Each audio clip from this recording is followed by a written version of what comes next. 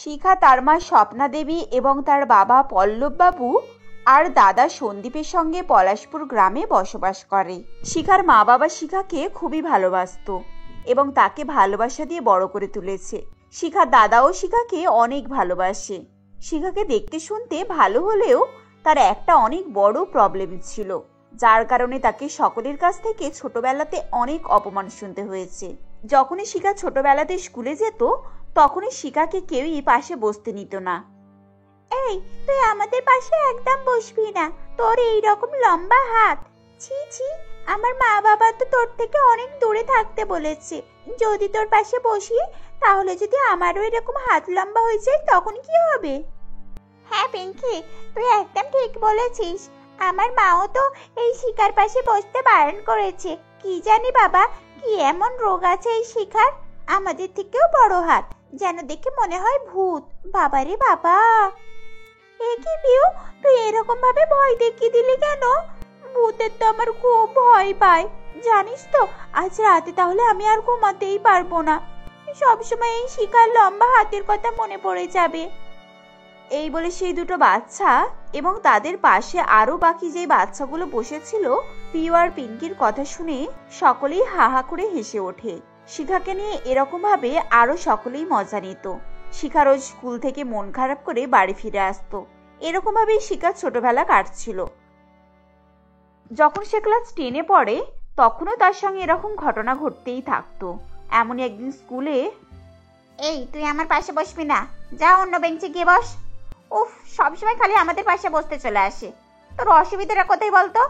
আমার দেখে দেখে লিখবি, তাই তো? কিন্তু না, তোকে আমি কোনোভাবেই আমার পাশে বসতে নেব না। তুই সবসময় তোর হাত বাড়িয়ে আমার পেনগুলো সব নিয়ে নিস। আরে আমি আবার কবে তোর পেন নিয়েছিলাম? কালকেই তো শুধু আমার পেনে কালি হচ্ছিল না, তাই হাত বাড়িয়ে তোর পেনটা নিয়েছিলাম। আর তুই তার জন্য বলছিস আমাকে তোর পাশে বসতে নিবি না? কালকেও তো আমি অন্য বেঞ্চে বসেছিলাম। বল, এবার থেকে আমি যেখানে বসবো সেখান থেকে অনেকটা দূরে বসবি তুই। আর যদি পারিস তো একদম লাস্ট বেঞ্চে বসবি। আর যদি দ্বিতীয়বার আমার পেন নিতে দেখেছি না, তাহলে কিন্তু আমি স্যার ম্যাডামদেরকে বলে দেবো তোর এই ভয়ঙ্কর হাতটা নিয়ে আমার পেন চুরি করিস। কিন্তু রিয়া, তুই এরকম আমাকে চোর বলতে পারিস না। আমি তো তোকে বলেই নিয়েছিলাম, তুই তো লেখার দিকে ব্যস্ত ছিলিস, আর তার জন্য তাড়াতাড়ি করে আমি নিয়ে নিয়েছিলাম। তোকে আমি অনেকবার করেই বলেছি, তুই শুনতে পাসনি। এই চুপ কর, সরে যা এখান থেকে, তোর এই মুখটা আমি দেখতেও চাই না। ওহ, কি করতে যে বাবা আমাকে এই স্কুলে ভর্তি করেছিল কে জানে। যদি আমি অন্য স্কুলে যেতাম তাহলে এই ভূতটাকে আর দেখতে হতো না। এই বলে রিয়া নিজের বেঞ্চে বসে পড়ে। রিয়ার মুখে এরকম কথা শুনে শিখার আরো বেশি মন খারাপ হয়ে যায়। শিখার চোখে জল দেখে শিখার মা বলে, কি রে শিখা, বা তুই কাঁদছিস কেন? ওহো, আজও আবার তোকে কেউ কিছু বলেছে হয়তো। তুই সকলের কথাতে মন খারাপ করিস কেন মা? এতে তো তোর কোনো দোষ নয়। ছোটবেলা থেকে তোর হাতটা এরকম। আমরা কি কম চেষ্টা করেছি বল? কিন্তু কোনো ডাক্তার তো কিছুই করতে পারছে না। মা শিখা, তুই কাঁদিস না মা, আমরা আবার চেষ্টা করব। তোর হাত আগের মতো ঠিক হয়ে যাবে, দেখবি। আমরা কি চেষ্টা ছেড়ে যাচ্ছি? তোর দাদাকে কালকে ডাক্তারের কাছে যেতে বলেছি। হ্যাঁ বাবা, তুমি দাদাকে ডাক্তারের কাছে যেতে বলবে, না হলে ছোটবেলা থেকে আমি হাত লম্বা বলে বলে সকলের কাছে অপমানিত হয়ে আসছি। কত কথা শোনাচ্ছে আমাকে, কিন্তু আর কতদিন এরকম শুনতে হবে? আর কতদিন এরকম সহ্য করব বাবা? এই বলে শিখা কাঁদতে কাঁদতে নিজের রুমে চলে যায়। শিখা চলে যাওয়ার পর শিখার মা স্বপ্না দেবী শিখার বাবাকে বলে, বলছি মেয়েটা তো ঠিক কথাই বলেছে, তুমি একটু চেষ্টা করো না, ডাক্তারদের সঙ্গে কথাবার্তা বলো, কারণ ও তো আস্তে আস্তে বড় হচ্ছে, আর ওর তো বিয়েও দিতে হবে। এরকম লম্বা হাতে আর কতদিনই চলবে? স্কুলে পাড়া প্রতিবেশী সকলে ওকে কত কথা শোনায়, ওকে নিয়ে অনেক মজা ঠাট্টা করে সকলে, কিন্তু এরকম লম্বা হাতওয়ালা মেয়েকে কেউ কি বিয়ে করতে চাইবে তুমি বলো? হ্যাঁ, তুমি ঠিক বলেছো। তোমার কথা আমি সব বুঝতে পেরেছি। আমি তো বললাম কালকে সন্দীপকে পাঠাবো ডাক্তারের কাছে। এইভাবেই তারা দুজনে মিলে কথাবার্তা বলতে থাকে। দেখতে দেখতে সন্ধ্যা হয়ে যায়। সন্ধ্যাবেলায় সন্দীপ যখন কাজ থেকে বাড়ি ফিরে আসে তখন পল্লববাবু এবং স্বপ্না দেবী তাকে সমস্ত ঘটনা খুলে বলে। সন্দীপ সকালবেলা ডাক্তারের কাছে যাওয়ার জন্য রাজি হয়ে যায়। এরকম ভাবেই দেখতে দেখতে সকাল হয়ে যায়। সকালবেলা পল্লববাবু আর সন্দীপ ডাক্তারবাবুর কাছে যায়। ছোটবেলা থেকেই ডক্টর চ্যাটার্জি শিখার চিকিৎসা করে এসেছেন, তাই ডক্টর চ্যাটার্জি শিখাকে খুব ভালোভাবেই চেনেন। সন্দীপ আর পল্লববাবুর মুখে সব ঘটনা শুনে ডক্টর চ্যাটার্জি বলে, সব বুঝতে পেরেছি, কিন্তু এখানে তো এরকম কিছুর ব্যবস্থাও নেই। কিন্তু এরকম পেশেন্ট দেখা গেলেও কি টাকা পয়সার জোরে বিদেশে গিয়ে সার্জারি করে নিয়ে আসে। কারোর কারোর পুরো সাকসেসফুল হয়ে যায়, কারোর কারো আবার নাও হয়। দেখুন আপনি এবার কি করবেন, তাহলে যদি বলেন তাহলে আমি বিদেশের একটা ডক্টরের সঙ্গে আপনাদের কথাবার্তা বলিয়ে দেব। ঠিক আছে ডাক্তারবাবু, আমরা 2 দিন পর আপনাকে জানাচ্ছি। এই বলে সন্দীপ আর তার বাবা বাড়িতে ফিরে আসে। বাড়িতে এসে সব ঘটনা তার মা স্বপ্নাদেবী এবং শিখাকে শোনায়। অনেক টাকা খরচ হবে শুনে শিখা বলে, দাদা, ছোটবেলা থেকে তোমরা আমার পিছনে অনেক টাকা খরচ করেছো, আর কিছু করতে হবে না। আমাকে যে বিয়ে করবে সে এরকম এতেই বিয়ে করবে। আর যদি কেউ আমাকে পছন্দ না করে, শুধু টাকার লোভে বিয়ে করতে চায়, তাহলে আমি তাকে কোনোভাবেই বিয়ে করতে চাই না। শিখার মুখে এই কথা শুনে তারা সকলেই শিখাকে সাপোর্ট করে। এরকম ভাবেই দেখতে দেখতে বেশ কয়েক বছর অতিবাহিত হয়ে যায়। এখন শিখার বিয়ের বয়স হয়ে গিয়েছিল। শিখার জন্য শিখার মা বাবা আর দাদা সকলেই ভালো পাত্রের সন্ধান করছে, কিন্তু পাত্রীর হাত লম্বা শুনে সকলেই না বলে দিচ্ছে। এমনই একদিন বুলটি দেবী তার ছেলে মহেশ শিখাকে দেখতে আসে। আপনাদের মেয়ের এরকম খুঁত রয়েছে, আপনারা তো আমাদেরকে এরকম কথা আগে বলেননি। আমরা জানতাম যে আপনার মেয়ে খুবই ভালো আর সুন্দরী। এরকম খুঁতের কথা জানলে তো আমরা এখানে কোনোদিনই আসতাম না। মহেশ বাবা, তোর সময় নষ্ট করার জন্য আমাকে ক্ষমা করিস। মা, আমি এরকম লম্বা মেয়ের সঙ্গে বিয়ে করব না। আমাকে দেখেই ভয় লাগছে, মনে হচ্ছে যেন লম্বা লম্বা হাতে আমার গলাগুলো টিপে দেবে। এরকম ভাবেই বুলটি দেবী আর তার ছেলে মহেশ তাদেরকে অপমান করে বাড়ি চলে আসে। এভাবেই দেখতে দেখতে আরো বেশ কিছু জন শিখাকে দেখতে আসে, কিন্তু কোনোভাবেই আর বিয়ের কথাবার্তা ঠিক হতে চায় না। যার কারণে একদিন শিখা নিজে তার দাদাকে বলে, দাদা, তোরা আমার বিয়ের জন্য তো অনেক চেষ্টা করেছিস, কিন্তু আমার বিয়ে তো হতেই চাইছে না।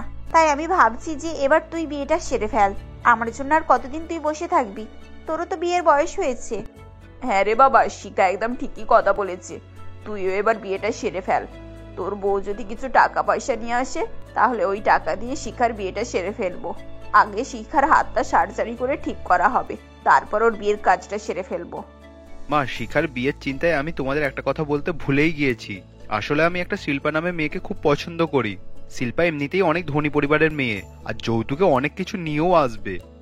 সন্দীপের মুখে এই কথা শুনে শিখা আর তার মা অনেক খুশি হয়ে যায়। তারপর শিল্পাকে দেখতে তাদের বাড়িতে স্বপ্নাদেবী আর শিখা যায়। শিখাকে দেখে সেখানে নতুন হবু বৌদি শিখাকে অপমান করে দেয়, কিন্তু তবুও শিখা কিছু মনে করে না। দেখতে দেখতে তাদের বিয়ের দিন ঠিক হয়ে যায়। আর কিছু মাস পরেই সন্দীপের সঙ্গে শিল্পার বিয়ে হয়ে যায়। শিল্পা যৌতুকে অনেক কিছু জিনিসপত্র আর 2 লক্ষ টাকা নিয়ে এসেছিল, কিন্তু সে তার জিনিসপত্রতে কাউকে হাত দিতে দিচ্ছিল না। বৌমা, তোমার এই জিনিসপত্রগুলো তুমি তোমার বাপের বাড়ি থেকে নিয়ে এসেছো, তাই এখন এগুলো সাজাতে গেলে অনেক সময় লেগে যাবে। এগুলো আমি এখন আর শিখা অন্য রুমে রেখে দিচ্ছি, তুমি তোমার রুমে চলে যাও। না, আমার জিনিসপত্রতে কেউ হাত দেবে না। আর হ্যাঁ মা, আপনি আপনার মেয়েকে আমার জিনিসপত্রতে হাত দিতে বারণ করুন। আপনার মেয়ের হাতগুলো তো এরকম হাত আমার সত্যি অনেক ভয়ানক লাগছে। আমার জিনিসপত্রতে না ও হাত দেয়, আমার জিনিসপত্রে তা হাত দিলে যদি খারাপ হয়ে যায় তখন কি হবে? শিল্পা, বৌমা তুমি এরকম কথা বলছো? দেখো, ওটা তো তোমার ননদ। আর তাছাড়া তোমার ননদের ছোটবেলা থেকে একটা প্রবলেম রয়েছে, যেটা সকলেই জানে। পাড়া প্রতিবেশী স্কুলে ওকে অনেক কথা শুনতে হয়েছে, কিন্তু আজ তোমার থেকে এরকম কথা শুনতে হবে এটা আমরা কখনোই ভাবিনি। তুমি তো ওর নতুন বৌদি, তোমার তো ওর প্রবলেমটা বোঝা উচিত। মা, আমি কেন কারোর প্রবলেম বুঝতে যাব? অত শত প্রবলেম বোঝার মতো আমার সময় নেই। আচ্ছা, কোথায় রাখতে হবে বলুন, আমি আমার জিনিসপত্রগুলো সবকিছু রেখে দিচ্ছি। আর হ্যাঁ, আমার জিনিসপত্রতে কেউ হাত দেবেন না, আর হাত দিলে আমাকে বলে দেবেন। এই বলে শিল্পা নিজের জিনিসপত্রতে কাউকে হাত দিতে দেয় না। কাউকে হাত দিতে না দিয়েই নিজে অন্য রুমে রেখে দেয়, আর টাকাটাও সে কাউকে দিতে চাইছিল না। এরকম ভাবেই দেখতে দেখতে বেশ কিছুদিন অতিবাহিত হয়ে যায়। যখন ইচ্ছা তখনই ননদকে অপমান করতে থাকে। শিখা নতুন বৌদিকে খুবই ভালোবাসতো, কিন্তু শিল্পা ননদকে একদমই সহ্য করতে পারত না। তার কিছু ভালো করতে গেলেও শিল্পা উল্টে ননদকেই কথা শুনিয়ে দিত। এরকম ভাবেই দিন কাটছিল। এমন একদিন শিল্পা সকলকে খুশির খবর জানায়। মা, সন্দীপ, বাবা, জানেন আমি গর্ভবতী। সন্দীপ, তুমি বাবা হতে চলেছো।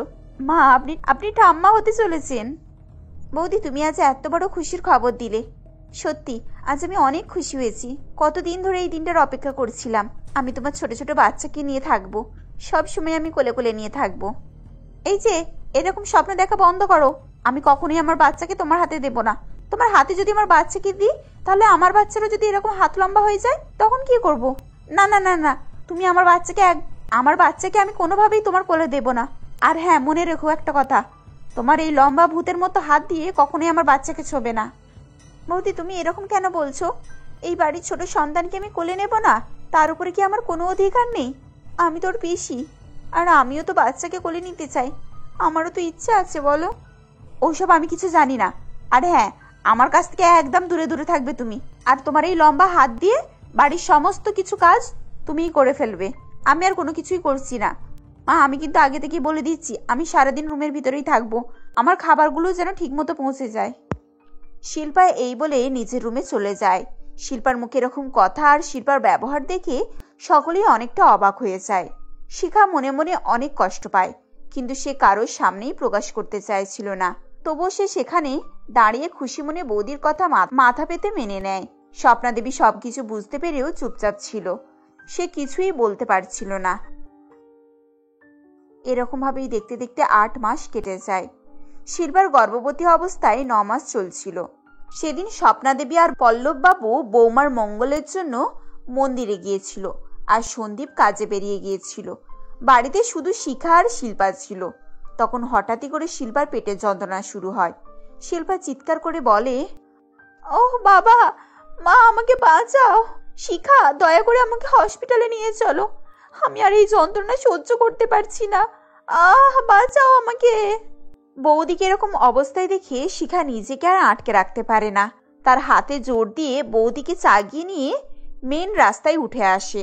তারপর একটা গাড়ি ডাকে, আর সেই গাড়ি করে শিখা বৌদিকে হসপিটালে নিয়ে চলে আসে। হসপিটালে পৌঁছাবার কিছুক্ষণ পরেই শিল্পা একটা কন্যা সন্তানের জন্ম দেয়।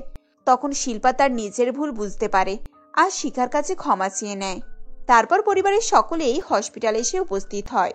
সকলের সামনেই শিল্পা তার নিজের ভুলটা স্বীকার করে নেয়। শিল্পা যৌতুকে যে 2 লক্ষ টাকা নিয়ে এসেছিল, সেই টাকা দিয়ে শিখার হাত সার্জারি করায়। আর তারপর শিখা একদম সাধারণ মানুষের মতো হয়ে যায়। তখন শিখার একজন ধনী পরিবারের ছেলের সঙ্গে বিয়ে হয়ে যায়। আর এরকম ভাবেই তারা হাসি খুশিতে দিন কাটাতে থাকে। লক্ষ্মীপুর গ্রামের শিউলি তার কাকা নগেনবাবু ও কাকিমা শশীকলা দেবীর সঙ্গে বাস করত। ছোটবেলায় শিউলি তার বাবা মাকে হারিয়েছিল। তখন থেকে সে তার কাকা কাকিমার কাছে মানুষ হয়। শিউলির কাকা কাকি একটু লোভী প্রকৃতির মানুষ ছিল। তারা শিউলির বাবা মার জায়গা জমির লোভেই শিউলিকে নিজেদের কাছে রেখেছিল। যতক্ষণ না শিউলি 18 বছর হয়, ততক্ষণ তারা শিউলির বাবা মার বিষয় সম্পত্তি নিজেদের নামে করতে পারত না। তাই তারা 18 বছর হওয়া পর্যন্ত শিউলিকে নিজেদের কাছেই রেখেছিল। এ কথা শিউলি গুণাক্ষরেও জানত না। শিউলি ছোট থেকে বেঁটে কালো ছিল, তার সাথে মাথায় ঝাঁকড়া চুলও ছিল। তাই শিউলির কাকিমা সময় অসময়ে শিউলিকে নানা রকম কথা শোনাতো এবং তাকে দিয়ে বাড়ির সমস্ত কাজ কাম করাতো। এমনই একদিন শশীকলা দেবী বলেন, এই শিউলি, বেটে মুখপুরি কোথাকার, কোথায় গেলি? কখন তোকে আমার জন্য চা করে নিয়ে আসতে বলেছিলাম। মাথাটা ধরেছে, তার উপর তুই আমাকে জ্বালাচ্ছিস। তোর পিছনে বকে বকে আমার মাথাটা আরো খারাপ হয়ে যাচ্ছে। তাড়াতাড়ি চা নিয়ে আয়। শশীকলা দেবীর আওয়াজ পেয়ে শিউলি কাঁপতে কাঁপতে চা নিয়ে এসে হাজির হয় এবং বলে, আসলে কাকিমা, তুমি তো জানো গ্যাসের ওভেনে আমি হাত পাই না। টুলটা দিয়ে তার উপরে উঠে আমাকে চা করতে হয়, আর টুলটার একটা সাইডের পা ভেঙে গিয়েছে। তাই আমার খুব ভয় লাগছিল, সেজন্যই আমার একটু দেরি হয়ে গেল। তোর মতো মেয়েকে নিয়ে আমার কি হবে কি জানি।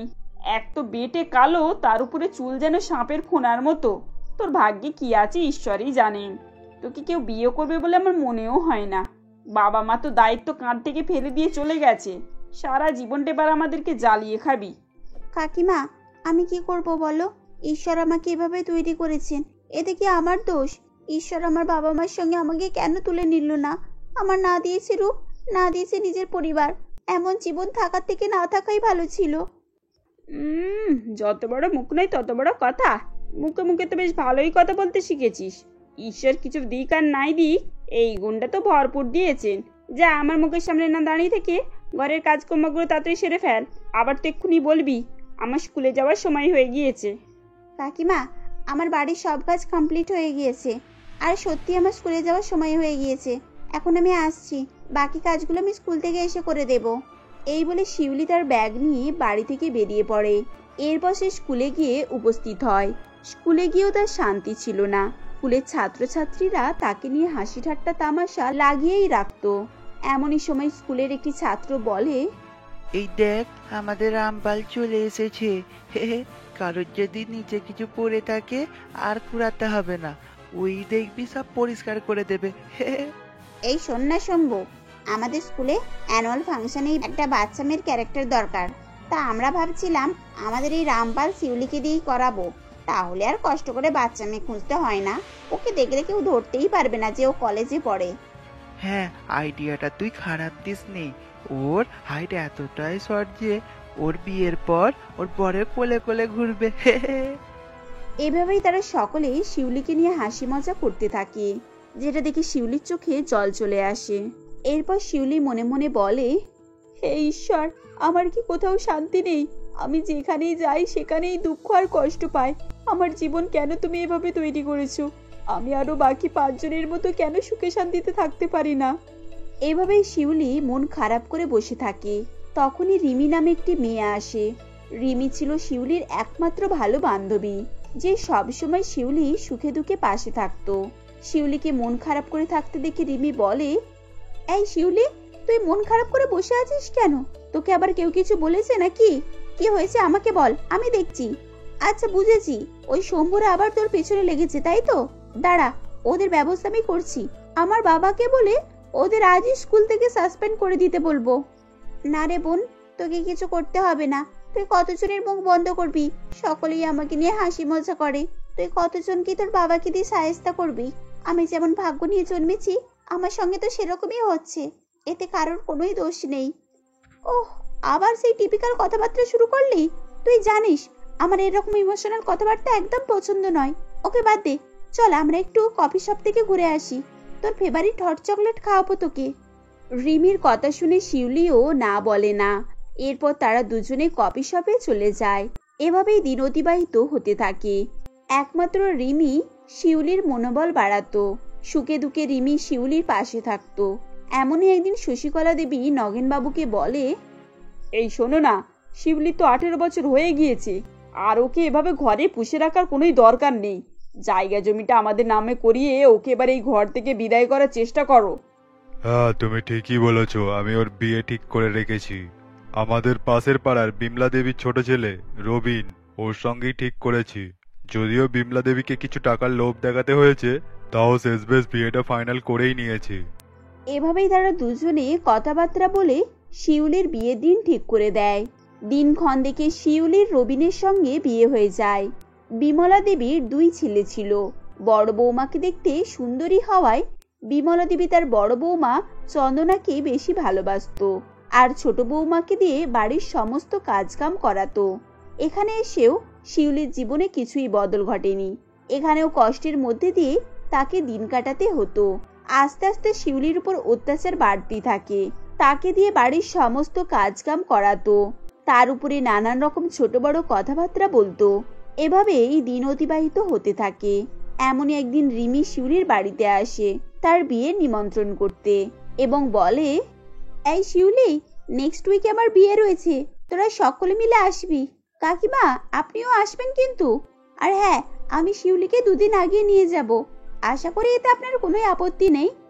তুমি 2 দিনের জন্য কেন, ওকে সারা জীবনের জন্য তোমাদের কাছে নিয়ে গিয়ে রাখতে পারো। এতে আমাদের কোনোই আপত্তি নেই।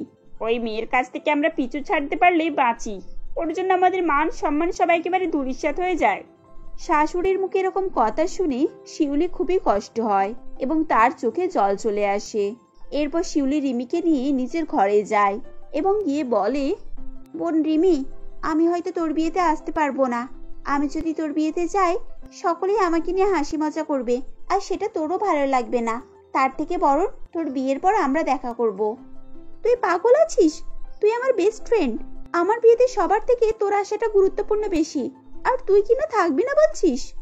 তুই তো জানিস আমার এরকম চুল, গায়ের রং কালো, আমি বেঁটে, আমার এসব নিয়ে সকলের সামনে আসতে খুব লজ্জা করে। তাই আমি বলছি, শোন, তোকে এত কিছু ভাবতে হবে না। আমি তোর হাইটটা হয়তো লম্বা করতে পারবো না, কিন্তু তোর গায়ের রং আর তোর চুল আমি চেঞ্জ করে দিতে পারি। আসলে বিয়েতে আমাকে পার্লার থেকে মেয়েরা সাজাতে আসবে, আমি তাদের কাছ থেকে তোর মেকওভার করিয়ে তোকে পুরো চেঞ্জ করিয়ে দেব। রিমির কথা শুনে শিউলির খুবই আনন্দ হয়। এরপর রিমি তাদের বাড়ি থেকে চলে আসে। দেখতে দেখতে 1 সপ্তাহ কেটে যায় আর রিমির বিয়ের দিন চলে আসে। রিমির কথা অনুযায়ী শিউলি রিমির বাড়িতে 2 দিন আগে গিয়ে উপস্থিত হয়। আর এদিকে রিমিও পার্লারের মেয়েকে দিয়ে শিউলির মেকওভার, চুল স্মুথনিং, স্ট্রেটনিং সবকিছুই করায়, যাতে করে শিউলির রূপ একেবারেই পরিবর্তন হয়ে যায়। আর পার্লার থেকে তাকে কিছু টিপস দেয়, যেটা নিয়মিত পালন করতে থাকলে শিউলির রূপ আরো সুন্দর হয়ে যাবে। শিউলিও নিজেকে দেখে মুগ্ধ হয়ে যায়। তার ফর্সা রঙের সাথে সাথে লম্বা স্ট্রেট কালো ঘন চুল তার সৌন্দর্যকে আরো বাড়িয়ে তোলে। এরপর বিয়ের দিন শিউলির শাশুড়ি তার যা শিউলিকে দেখে একেবারেই হতবাক হয়ে যায়। এরপর বিমলা দেবী শিউলির রূপ দেখে মুগ্ধ হয়ে যায় এবং শিউলির অনেক প্রশংসাও করতে থাকে, যেটা দেখে তার যা চন্দনার খুবই রাগ হয়। এরপর সে শিউলির কাছ থেকে সমস্ত কিছু জেনে নেয় এবং মার্কেটে সেই সব প্রোডাক্ট কিনতে যায়। কিন্তু সেখানে গিয়ে দেখে সেসব জিনিসপত্রের প্রচুর দাম, তাই সে বাজার থেকে কিছু কম দামি প্রোডাক্ট কিনে আনে, যেগুলো মুখে মেখে এবং চুলে লাগিয়ে ঘুমিয়ে পড়ে। পরের দিন সকালবেলা উঠে দেখে তার স্কিন জ্বলে কালো হয়ে গিয়েছে আর সমস্ত চুল ঝরে গিয়েছে, যেটা দেখে সে কাঁদতে কাঁদতে বলে, মা, আপনি কোথায়? তাড়াতাড়ি এদিকে আসুন। আমার সঙ্গে কি হয়েছে দেখে যান। আমার মুখ এভাবে কালো কি করে হলো? আর আমার সব চুল ঝরে গিয়েছে। এখন আমি কি করব? আমি কারোর সামনে মুখ দেখাতে পারবো না। চন্দনের এরকম চিৎকার শুনে বিমলা দেবী এবং শিউলি দুজনেই ছুটে আসে। এরপর বিমলা দেবী বলেন, এ কি বড় বউ, তোমার এরকম অবস্থা কি করে হলো?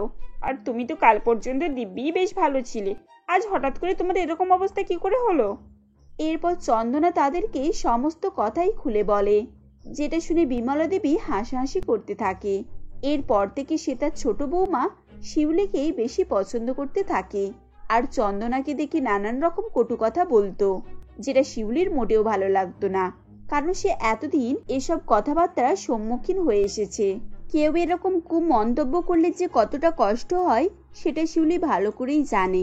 এরপর সে ফোনে ইন্টারনেট থেকে স্কিন কেয়ার এবং হেয়ার ট্রিটমেন্টের সার্চ করে চন্দনাকে বলে এবং শিউলি প্রতিনিয়ত চন্দনার ট্রিটমেন্ট করতে থাকে, যার ফলে চন্দনা ধীরে ধীরে নিজের আসল রূপ ফিরে পায় এবং শিউলিকে বলে, বোন শিউলি, আমাকে ক্ষমা করে দাও। আমি তোমায় অনেক ছোট বড় কথা বলেছি। আজ তুমি আমার বিপদে এভাবে পাশে থাকবে আমি কখনোই কল্পনা করতে পারিনি। আমাকে ক্ষমা করে দাও।